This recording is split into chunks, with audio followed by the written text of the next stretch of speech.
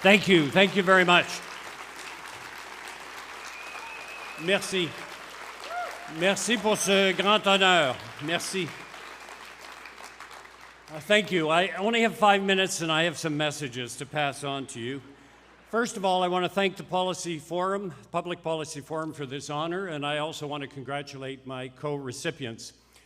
As a federal minister, I had the pleasure of interacting with Janice and with Murad on a number of occasions, so I know them already. I even came to the attention of Paul Wells, not usually coming off very well, although he did write a nice piece about me on my retirement, so thank you very much, Paul.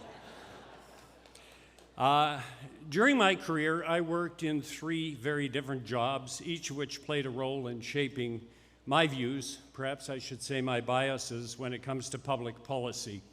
So allow me to throw out some challenges tonight. I joined the Navy at 16, wanting to serve. Throughout that career, I often questioned whether Canada's Navy was up to the task of defending our country and contributing adequately to our military alliances. That preoccupation would resurface again during my last job at Foreign Affairs.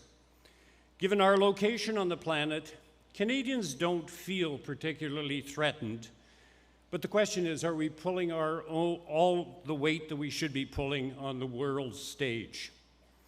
My answer, not enough to be taken as seriously as we would like to be. In the end, of course, governments decide on priorities and must live with the consequences. My second career was in space, first as an astronaut and then as president of the Canadian Space Agency, where I began to understand just how important space was for Canada. Communication satellites bring us together over vast distances. GPS satellites tell us where we are, and weather satellites tell us what's coming our way. Earth observation satellites show us the effects of climate change and of natural disasters. Prescient Canadian leadership and vision, beginning in the 1960s, made Canada a leader in space in the 20th century. Why? The answer is very simple.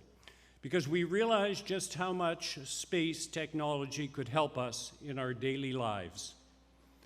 Are we now falling behind as a spacefaring nation, or will we keep our foot on the gas because it's important and because we're good at it? Again, it's a government decision. Seeing our planet from above offered me a unique perspective and changed the way I view our earthly challenges. I'm now, I have to admit, more preoccupied with global issues, some of which I consider to be existential.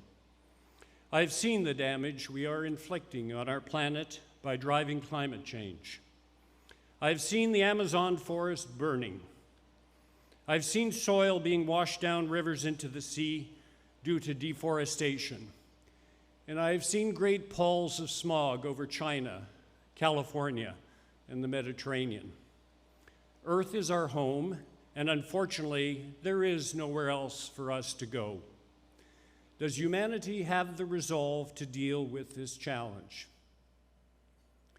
My last career was in politics, and here I have to say that I'm really more of a civil servant by nature than a politician.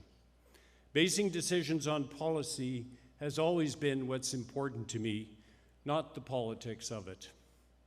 I held the job of transport minister for 5 years. Above all, I viewed transport as an economic portfolio. Canada is a trading nation. In the face of ferocious competition, how well we move our goods across the US border and through our ports to the rest of the world determines in no small measure our prosperity as a country. Transportation efficiency was my primary focus. No easy task given the size of our country, its difficult climate, and its vast infrastructure challenge north. Perhaps that's why I'm more sympathetic to our transporters than many feel they deserve. My second ministerial post was at Foreign Affairs, a job I held only briefly before I had to step down. My most important concern, our belated engagement in the Indo-Pacific. Throughout its history, Canada has focused mostly on its neighbors to the south and across the Atlantic. We are now in the Indo-Pacific century, and Canada is playing catch-up. Our foreign policy needs to be more proactive. My last assignment in politics was as co-chair of the Special Joint Parliamentary Committee on Medical Assistance in Dying, a job that was intellectually and emotionally demanding.